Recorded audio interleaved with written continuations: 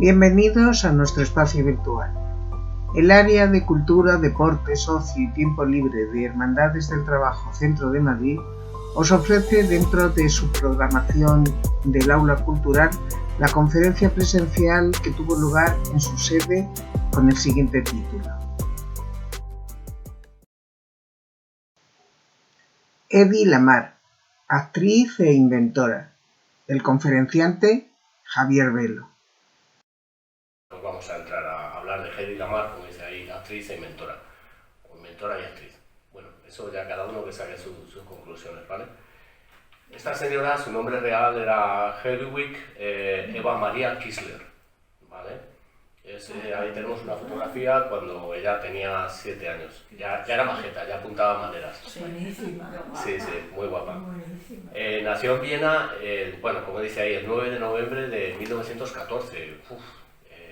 1914, una fecha a principios del siglo, unas fechas como nos acordamos, empezó algo muy fuerte ahí, ¿no? La Primera Guerra Mundial.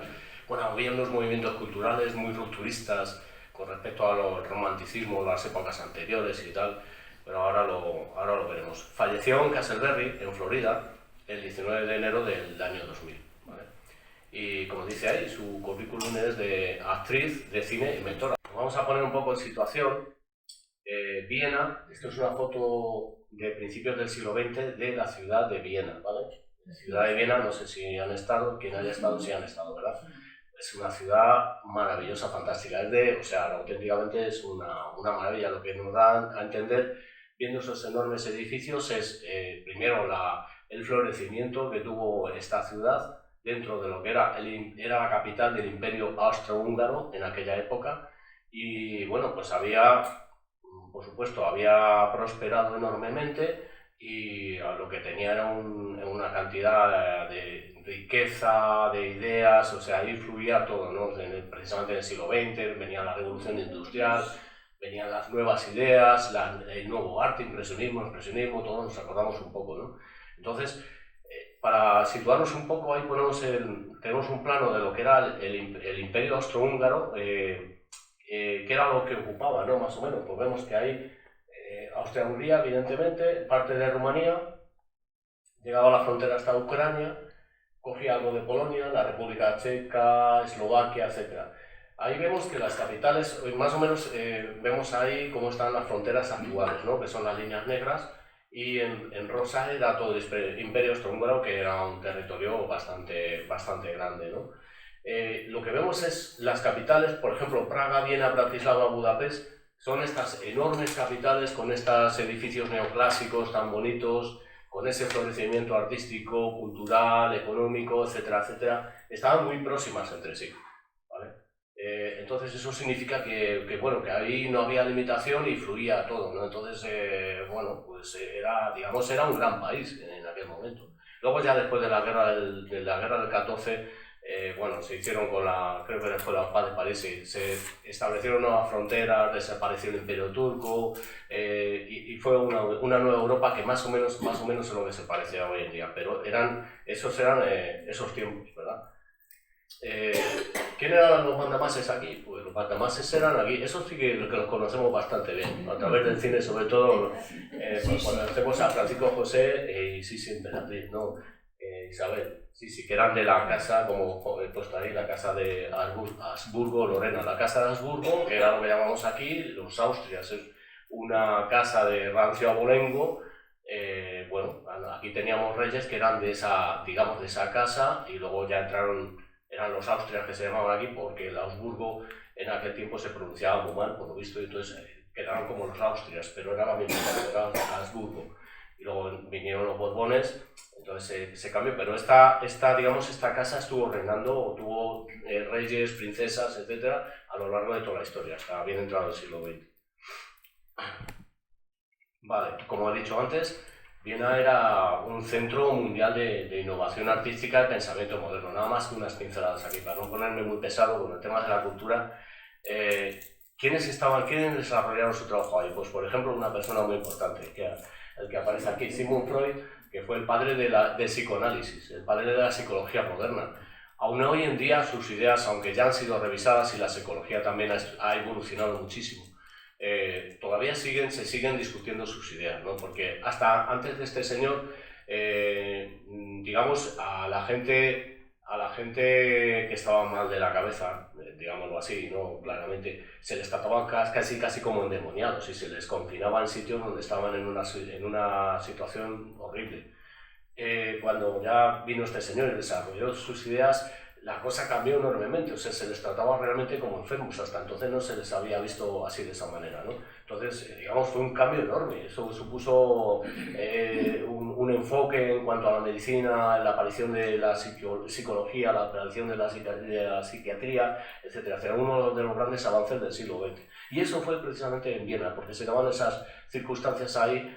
Además, este señor, es un detalle, este señor era de origen judío también, ¿no? Veremos que también ha habido mucha gente que tenía el origen judío y han estado en lo más alto de la ciencia, en lo más alto de las artes, etcétera, etcétera. Y precisamente Viena les acogía, digamos. Otra persona que tenemos ahí, Gustav Klimt, que lo conocen también, ¿verdad? Porque es muy famoso, es uno de los cuadros más famosos, es el famoso El beso. El beso de Gustav Klimt. Tiene muchas obras también, además seguramente han estado en Matadero, ¿verdad? Sí. Donde hicieron la exposición esa tan bonita en la sala 4D o 6D, donde hicieron esa exposición donde se podían ver sus pinturas y la verdad que es una auténtica maravilla. Aquí es donde aprende uno a que te guste el arte, este tipo de cosas. A mí hasta ahora este tipo de pintura, sinceramente, no me atraía demasiado, pero cuando lo ves así, de esa manera, si alguien te lo muestra de esa forma, pues le coge el gustillo. Otra persona que desarrolló, que fue crucial en el siglo XX, digamos, en la parte de la música, Arnold Schoenberg, el compositor y creador, fue el creador del famoso dodecafonismo. Hasta entonces la música que había, la música clásica, entendida como tal, era por los grandes autores, por ejemplo, era Wagner y se hacían las grandes sinfonías, por supuesto Beethoven era mucho anterior, todo lo que procede del romanticismo, pues a todos nos suena un poco, ¿no? Pero este hombre lo que hizo fue cambiar realmente, darle un enfoque nuevo. Creó, si antes las escalas eran de 7 notas, creó lo que se llama el dodecafonismo, que son 12 notas. Y bueno, voy a poner aquí un ejemplo porque a lo mejor no sé si claro, es más difícil ver la música, ¿no? Un cuadro es más fácil verlo y ponerlo ahí, pero les voy a poner un momento la música para oír cómo suena. A todos nos sonará.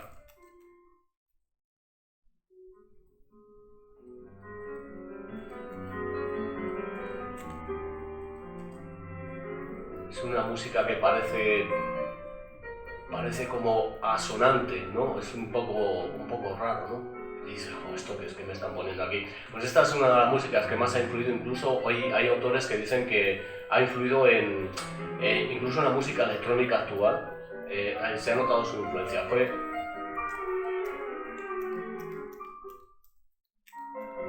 Suena como raro, ¿no? Para los que estamos acostumbrados a las grandes obras de Wagner, el Anillo Nibelungo, todas esas cosas, suena un poco como raro, pero ya digo que ha tenido una gran influencia en la música. ¿Qué supuso? Una ruptura total, igual que los pintores expresionistas o impresionistas supuso una ruptura total con respecto a las academias anteriores, estas cosas igual, es decir, lo que estamos viendo es que el pensamiento se desarrollaba de una forma mucho más libre de lo que estábamos acostumbrados, de los cánones que se iban sucediendo a lo largo de la historia, porque había un canon y se pintaba según un gusto, etcétera, etcétera. La música igual, se hacía según unos cánones o según unos patrones determinados.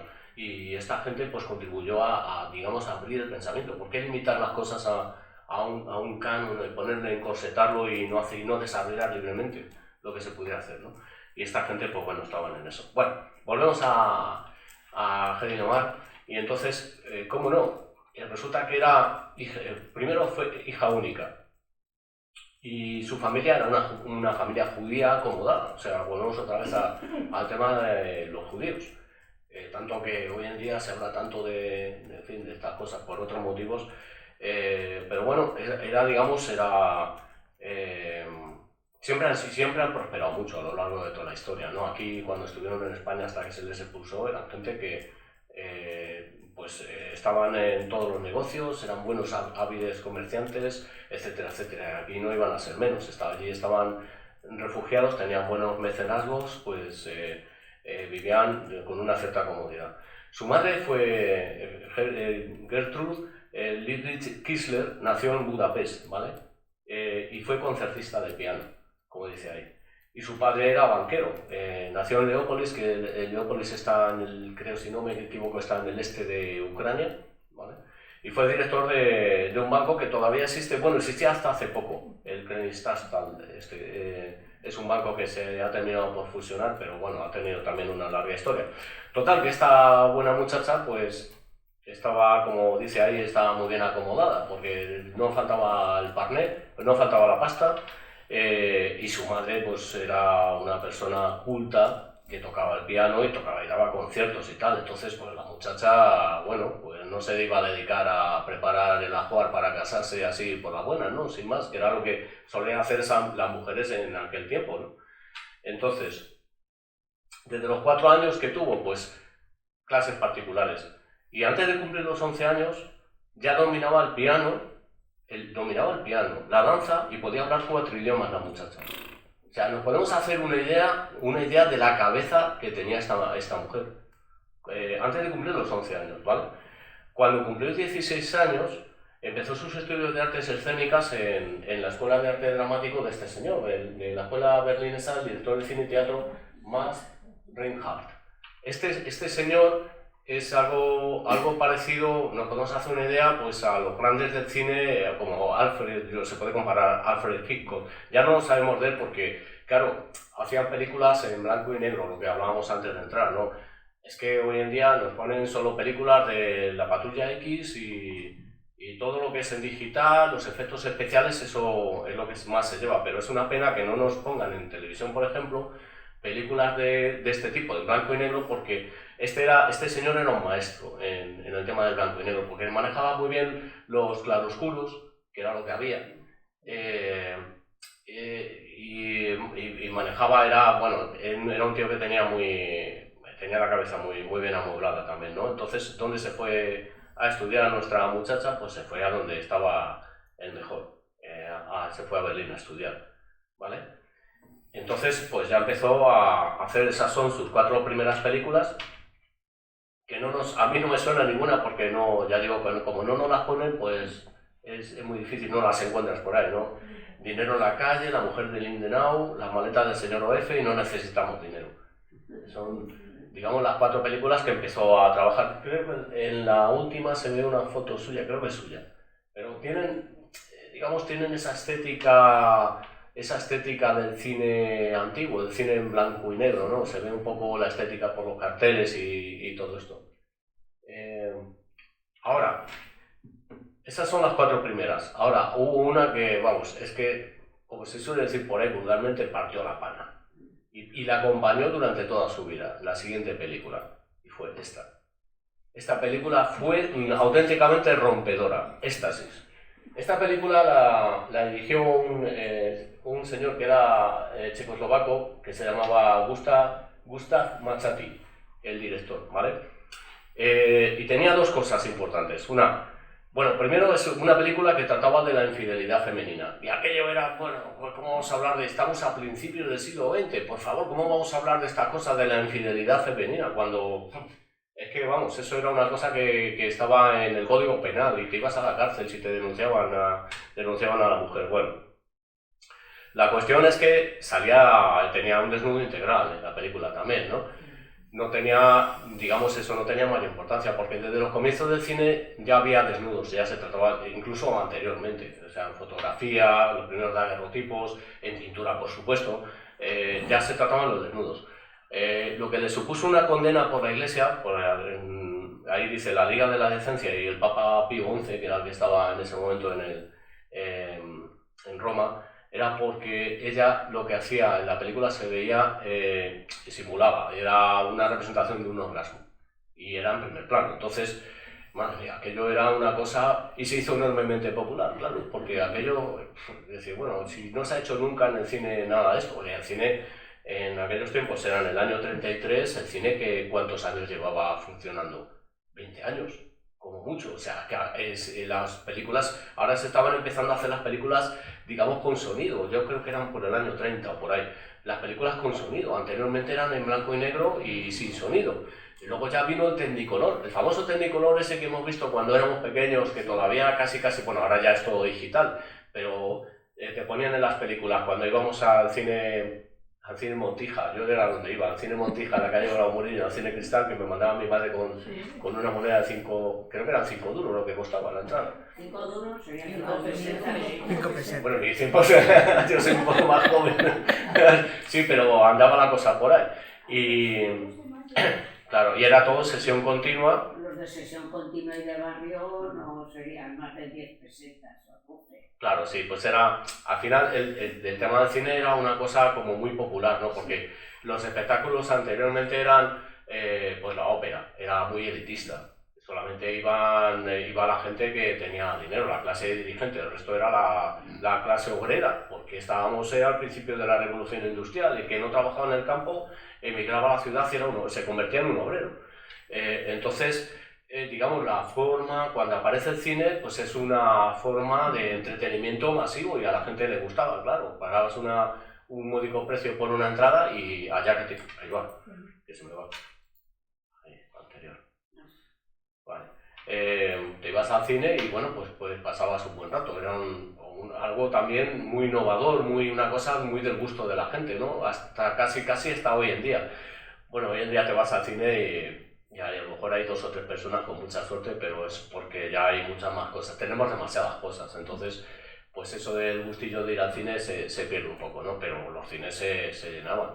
Yo recuerdo cuando pusieron La Guerra de la Galaxia, la primera, pues me parece que la vi en la 43 semanas, porque era imposible, no conseguías entrada, no conseguías meterte a verla. Bueno, el caso es que, como ya digo, esta película la acompañó, la estela le acompañó a Hedy Lamarr, la acompañó durante toda su vida, ¿vale? ¿Qué pasó? Pues que ella asistió con sus padres al estreno de la película. Entonces, bueno, cuando el primero que se levantó fue el padre. Cuando vio aquello del desnudo integral, se levantó el padre y dijo, vámonos de aquí. Entonces, pues se levantó a continuación la madre, se levantó ella y salieron del cine. Entonces dijeron, el padre habló con la madre y dijo, esto no puede ser, la niña se nos ha extraviado, se nos ha ido del camino, esto no puede ser. Porque claro, que aquella bella sociedad pues no lo podía consentir. Entonces dijeron, vamos a ver, hay que atar estos pájaros que tiene esta muchacha en la cabeza y lo que vamos a hacer es que la vamos a casar con un hombre serio, que sea pudiente, etcétera, etcétera. Entonces, pues la obligaron a casarse con ese señor que está ahí, con un magnate industrial que es Friedrich Mandel. Este señor, bueno, era mayor que ella y lo primero que intentó fue, porque, claro, él accedió rápidamente, porque él había visto la película, dijo, esta es para mí. Y vamos, cueste lo que cueste. Y entonces se lo pusieron en bandeja y dijo, pues adelante. Dijo, yo sí quiero, ella pues no le quedó más remedio. Y entonces lo primero que hizo fue hacerse, como dice ahí, y de forma infructuosa, hacerse con todas las copias de la película. Dice, a mi mujer solo la veo desnuda yo. Pero fue imposible, o sea, había tenido tal éxito que se había difundido aquello más que la Coca-Cola. Y además era muy celoso. Y le obligaba, primero la tenía encerrada en casa, claro, era como una mujer muy guapa, él era muy chapado a la antigua, no, era arcaico totalmente, entonces la obligaba a estar en casa, si él estaba en sus negocios, ella estaba en casa, y vigilada y encerrada.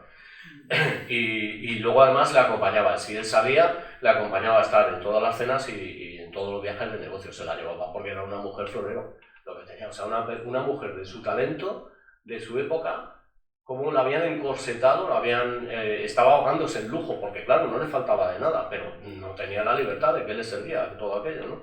Y estaba sometido a un estricto control. Ella se refirió posteriormente cuando escribió sus memorias, bueno, cuando se las escribieron, luego lo vemos,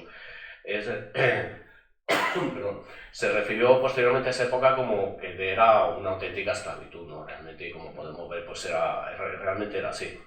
Ahora bien, en las reuniones esas que tenía, bueno, en la reunión, este señor era industrial, pues se dedicaba a fabricar armamento. Entonces, en esas reuniones, pues ella aprovechaba, claro, con quién se reunía, o con quién cenaba, o con quién tal, pues era con altos mandos, tanto italianos como alemanes, porque él era austriaco, era vienés también, y entonces, pues, ¿a quién le vendía el armamento? Pues a la Gran Alemania, que se estaba armando en el año 33, que es en el año 33, ¿no? Sí, Era el año 33, sí, en el año 33, efectivamente, pues ya era el periodo entre guerras y claro, la Gran Alemania se estaba rearmando y lo sabían todas las potencias. Pero bueno, al final, pues lo que digo, las reuniones estas que mantenía, en la que ella estaba como el florero y ponía cara de póker, pues resulta que como tenía una gran memoria, pues se quedaba con todo.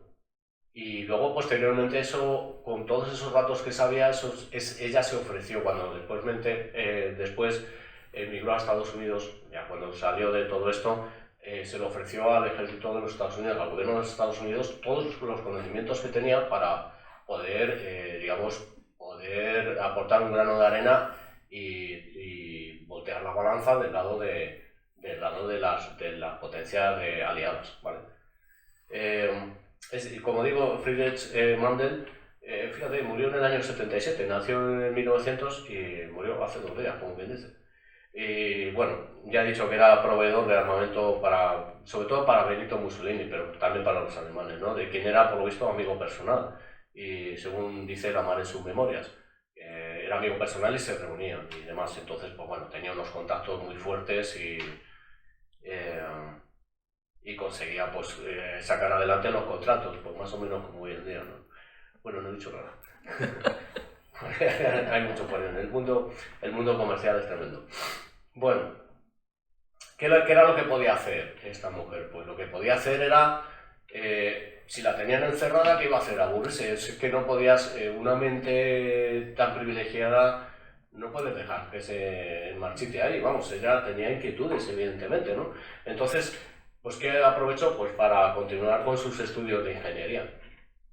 Es que se dedicó a estudiar ingeniería. De hecho, de pequeña, no lo comentaba ahí porque sí que estuve leyendo el otro día que ella se dedicaba, cuando era pequeña, antes incluso de los 7 años, se dedicaba a desmontar relojes y a volver a montarlos. Y lo montaba perfectamente. O sea, tenía una mente, una visión espacial y todo. Era un coco. Bueno.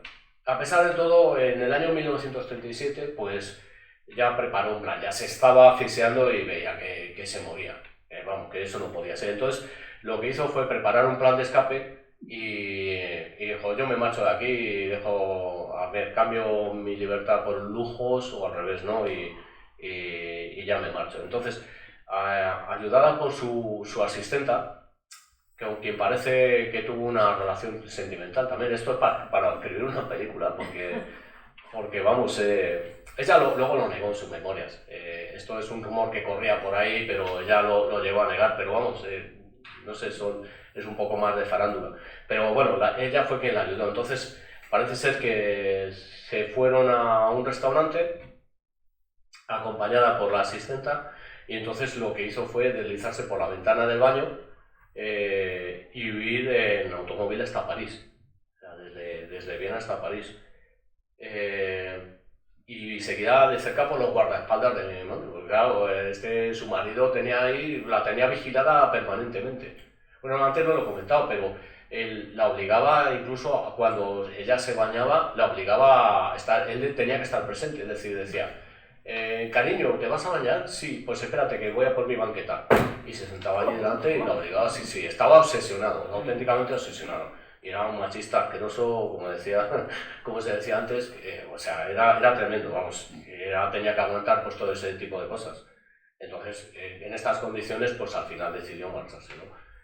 Bueno, al final desde París consiguió, porque claro, llevaba todas sus joyas, no se fue sin nada, entonces, con todas esas joyas, pues lo que hizo fue venderlas y procurarse el viaje. De París pasó a Londres y en Londres cogió un barco que la llevó a Estados Unidos, ¿no? Y en ese barco coincidió con este señor, que es Louis Bellmayer, que era el productor de la Metro-Goldwyn-Mayer. Claro, exactamente. Y entonces, pues, contactó con él, estuvo hablando con él y la convenció, vamos, él se quedó deslumbrado cuando vio semejante belleza con la experiencia que tenía ya, que había estudiado lo que había estudiado, además que era una mente clara, o sea, yo me imagino hablar con esta mujer tenía que ser quedarse uno y, vamos, idolatrarla totalmente, ¿no? Entonces, ella intentó convencerle y, por supuesto, le convenció a la primera de que la contratara como actriz, ¿no? Total, que cuando llegó a Estados Unidos, al pisar tierra en el año 38, ya tenía un contrato de 7 años con la Metro y un nuevo nombre, Hedy Lamarr, perdón. El nombre este le venía porque, claro, con el nombre ese de Kisler, eso en Estados Unidos a lo mejor no sonaba bien, tenía que buscarse un nombre más artístico. Entonces fue la propia mujer de Louise Mayer quien le propuso que, digamos, con el paralelismo, copiase un poco el nombre de esta señora, que es Bárbara Lamarr, que era una estrella del cine mudo, en aquel momento debía ser lo más de lo más. Y entonces pues dijo, bueno, pues te coges el nombre de Hedy, juntas la Mar y lo juntas todo y entonces pues te quedas con el nombre. Y bueno, con ese nombre fue conocida ya hasta el final de sus días, ¿vale? De ahí venía el nombre suyo, ¿vale? Y entonces la primera película, bueno, tuvo una aparición en otra película, pero la primera película realmente que hizo en el año 38 con protagonista con Charles Boyer, fue esta de Argel. Y hasta el año 58, esta fue la última película que hizo con la que se ve ahí, el cartel, que hizo con la Metro. Hizo pues casi 30 películas. Lo que pasa es que ella en su memoria decía que cualquiera, le quitaba importancia, dice, cualquiera que hubiese tenido una cara bonita y una cabeza tonta podía haber hecho lo mismo que hizo ella. O sea, ella era buena actriz porque pues tenía mucho talento para cualquier cosa que se hubiese propuesto, pero lo del cine, pues bueno, lo estaba haciendo, pues era su forma de vida, pero ella lo que realmente su cabeza iba mucho más allá, ¿verdad? Tenemos aquí otros ejemplos, bueno, no los he puesto todos porque, bueno, sería extendernos ya mucho, pero sobre todo la que más nos sonaba era la de Sansón y Dalila, con Víctor Maturé. Esta de aquí. Esa es, digamos, la gran producción de aquellas producciones, lo que comentábamos antes en la entrada, antes de entrar.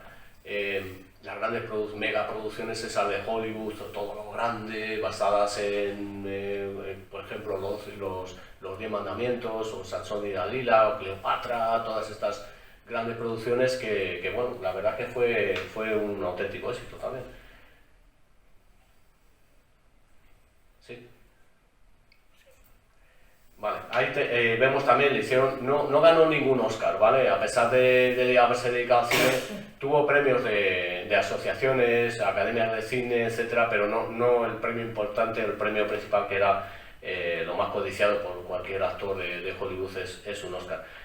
Sin embargo, le hicieron en el año 60, le hicieron la estrella Hedy Lamarr en el paseo de la fama de Hollywood, eso sí que lo tienen por aquí. Vale. En el año 65 firmó un contrato de $200.000 de la época, que ya es dinero, para publicar sus memorias con la Metro-Goldwyn-Mayer, que tenía la exclusiva no solo en la película, sino para contar también su vida y todo esto. Entonces, la productora encargó a 2 escritores fantasmas, antes se llamaban así, escritores fantasmas, ahora se llaman de otra manera, ¿no? O sea, ya todos sabemos ejemplos de gente que te escribe libros también para que cuentes tu vida, tus historias. Entonces hicieron una transcripción de 50 horas de conversación y confidencias, ¿no? Que ella iba contando y ellos iban tomando notas y luego pues desarrollaban y hacían el libro, pero al final el resultado no le gustó, le disgustó enormemente, ¿no? Y trató sin éxito de tener la publicación, pero ya era imposible. Por ejemplo, este es el de Diego Moldes, este es el que, digamos, el más reciente, ¿no? En la autobiografía, ahí dice la actriz que inventó el wifi, luego iremos a eso, Hedy Lamarr, Éxtasis y yo.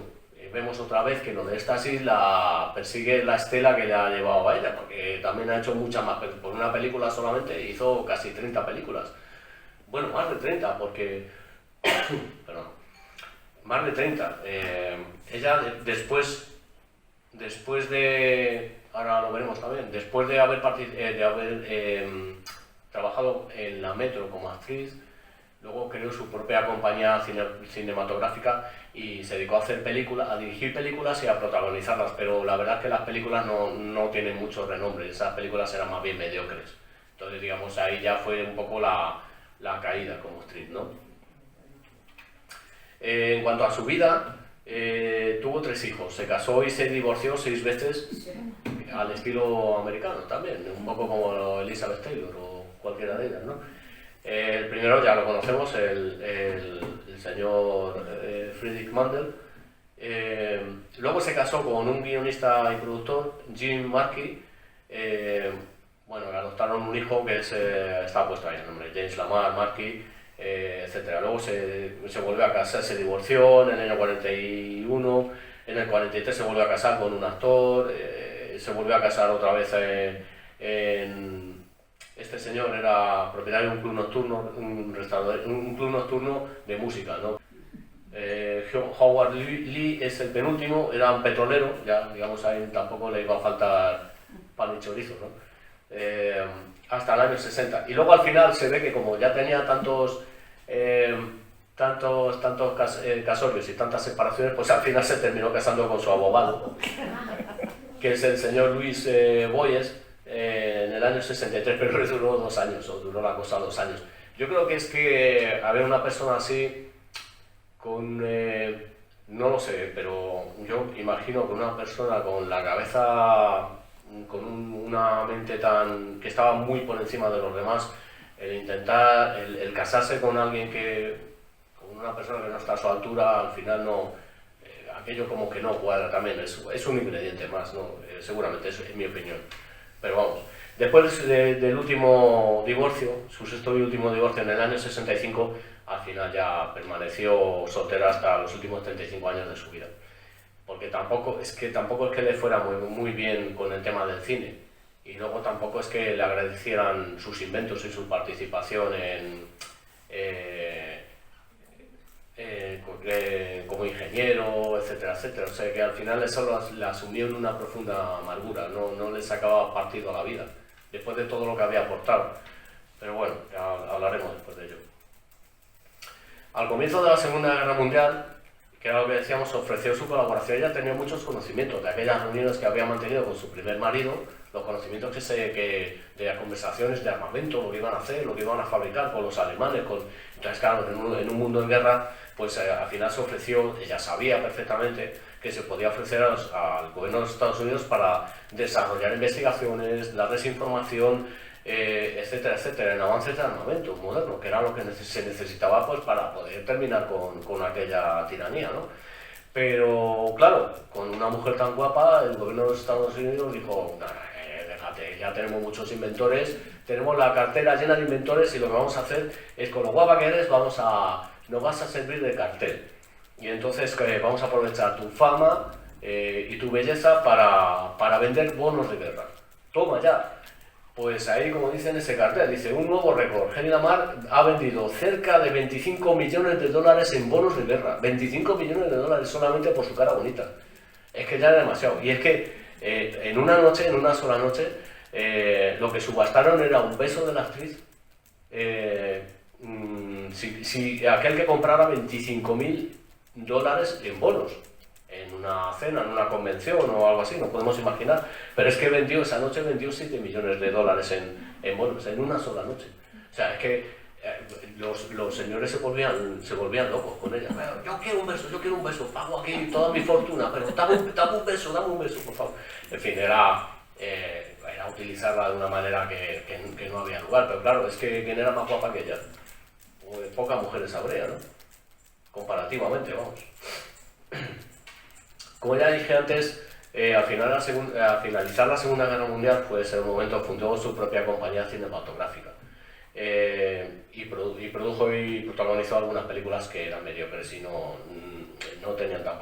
alcanzaron mucho éxito. Mientras tanto, lo que hacía, quizás no, porque ella dedicaba energías a otras cosas, y era durante los descansos de los rodajes, aprovechaba para seguir explorando su faceta inventora, haciendo desarrollos y haciendo inventos. Y además va con bastante éxito. Lo que pasa es que se han perdido la información esa. Ella no era muy proclive a dar esa información, a decir, creo que había una mejora de un semáforo y una bebida efervescente, era lo que había inventado, o que se conozca, ¿no? Pero seguro que hay mucha más información y muchas más cosas, porque era muy activa en ese campo. Pero eso se ha perdido, porque ella no quiso darlo a conocer tampoco. Este señor nos suena, ¿verdad? ¿Nos suena de algo? Sí. Un poquito de dinero.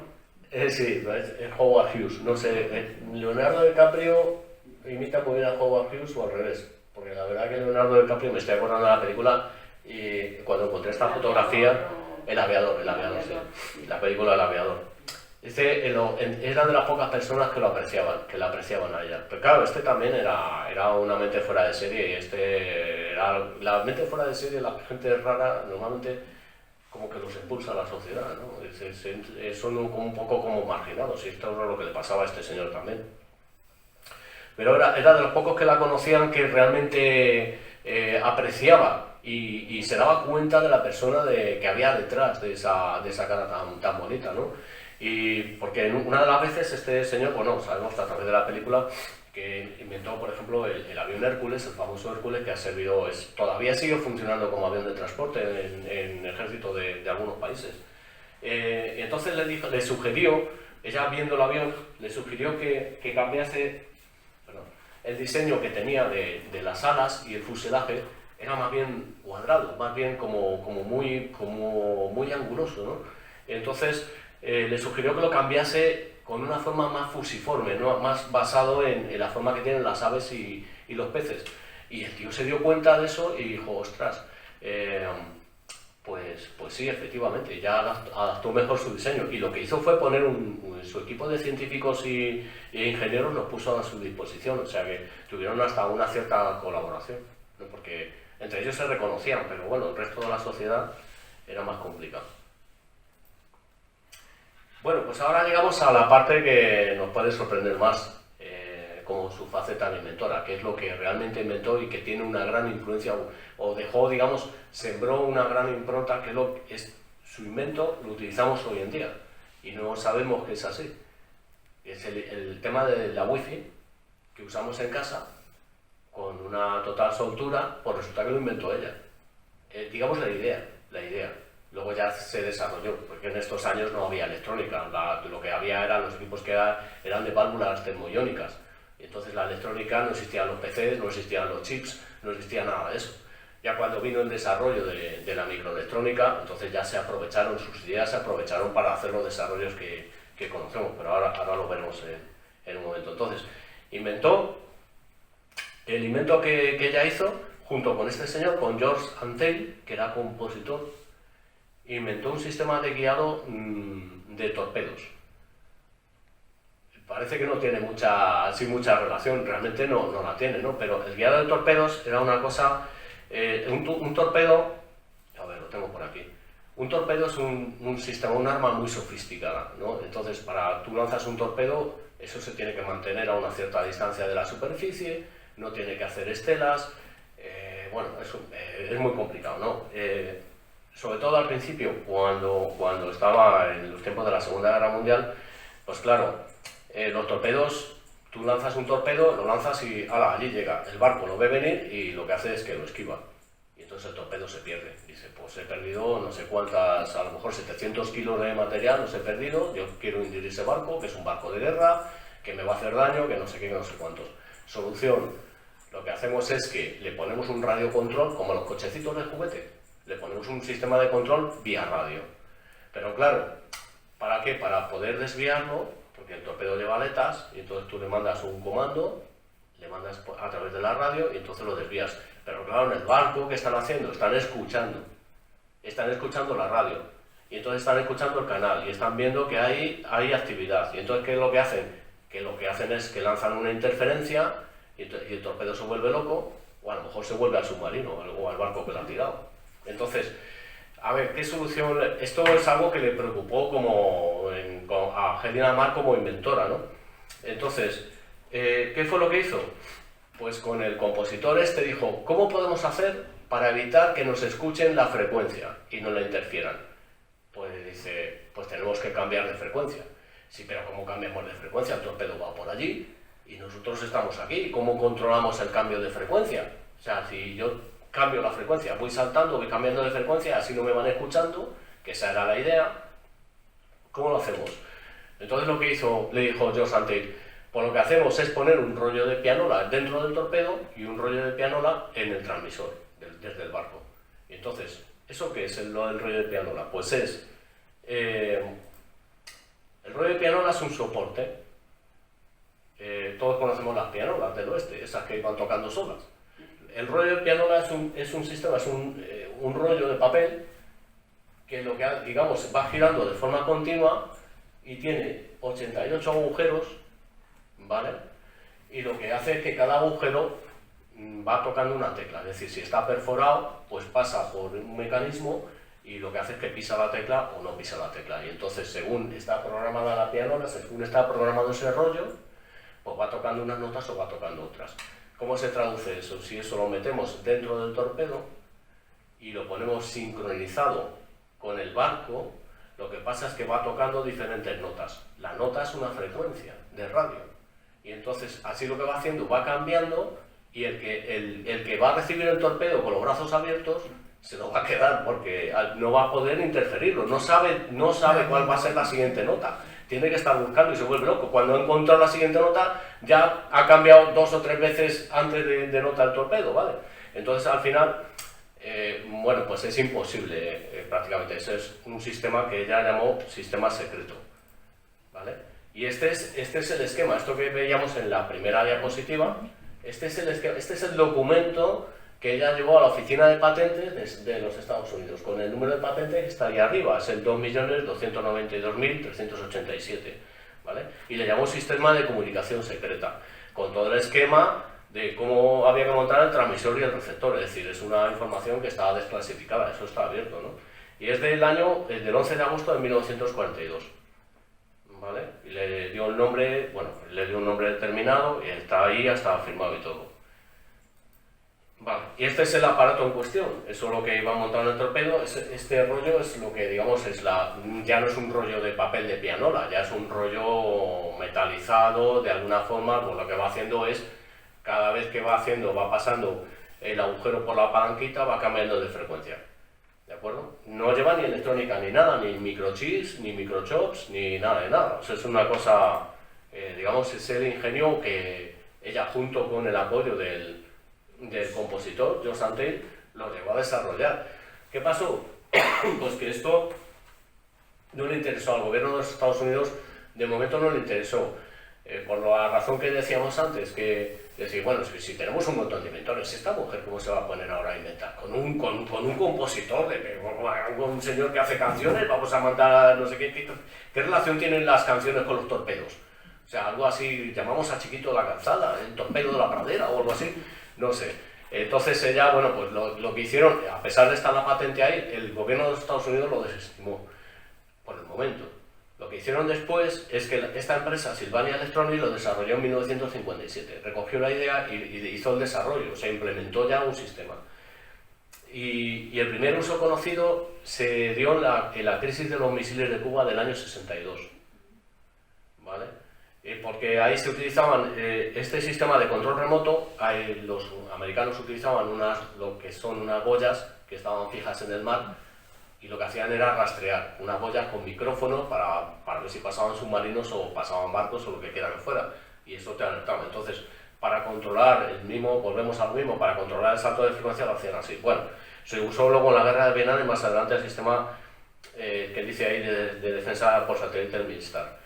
Vale, en el ámbito civil, como siempre, los desarrollos militares provocan luego desarrollos civiles.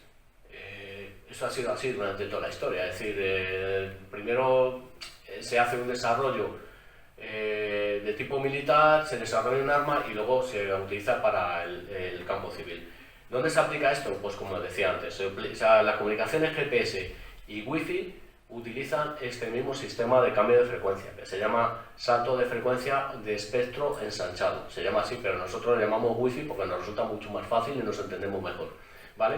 Pero cuando vemos en el teléfono, hay un ejemplo muy claro.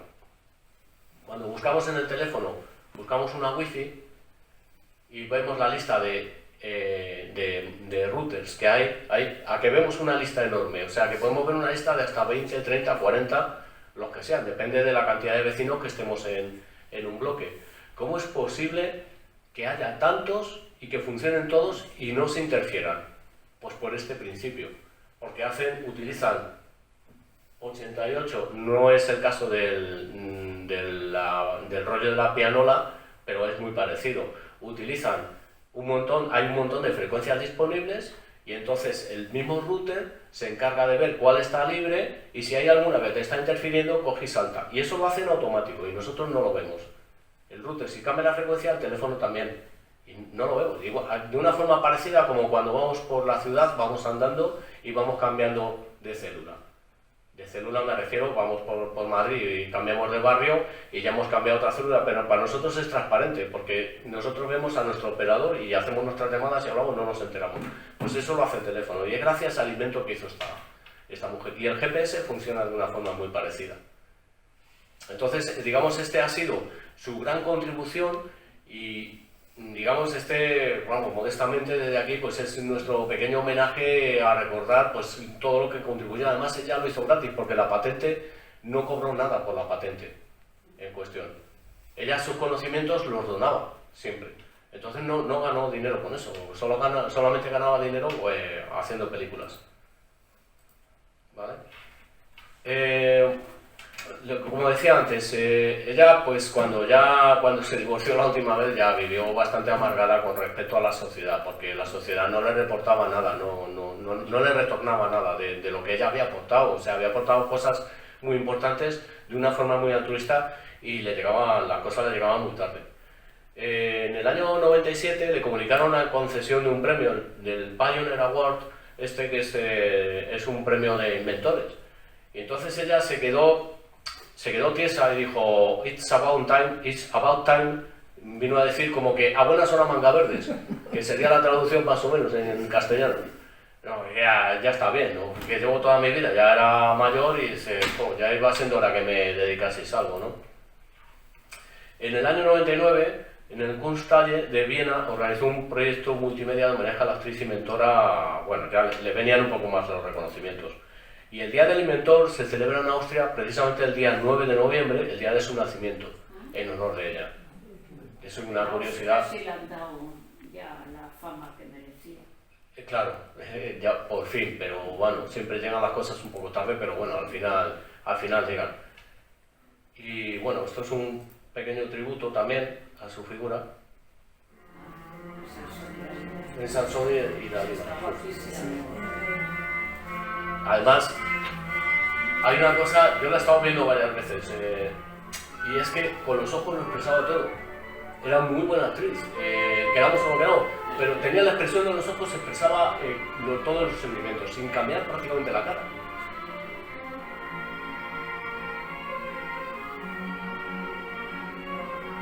Sí.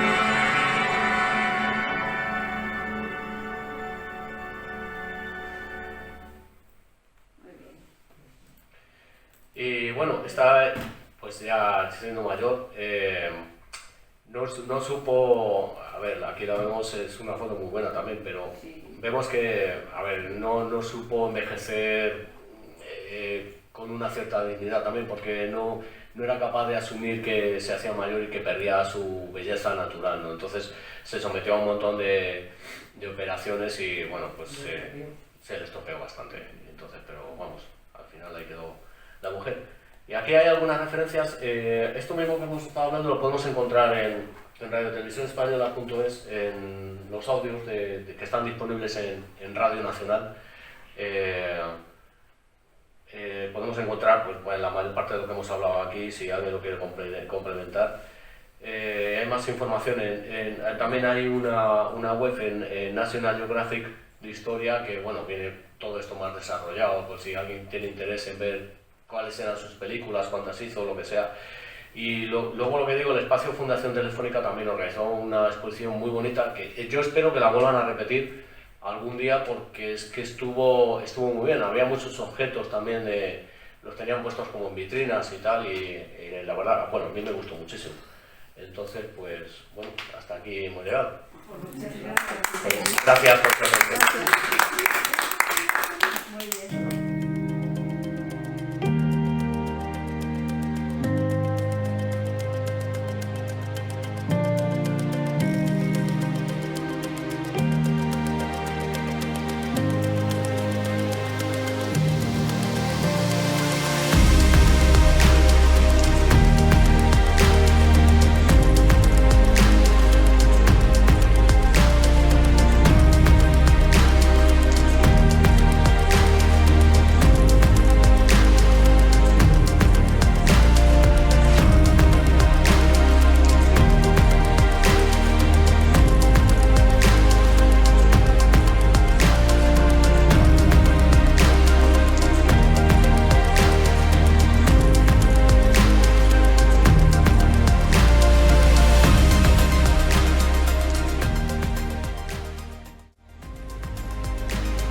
Si te ha gustado lo que ofrecemos, puedes suscribirte a nuestro canal y activar la campanita.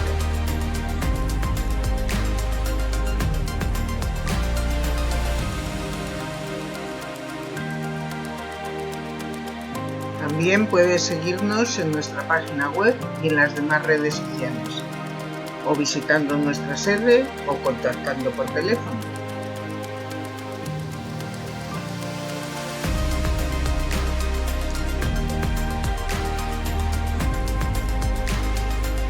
Gracias por acompañarnos y hasta pronto.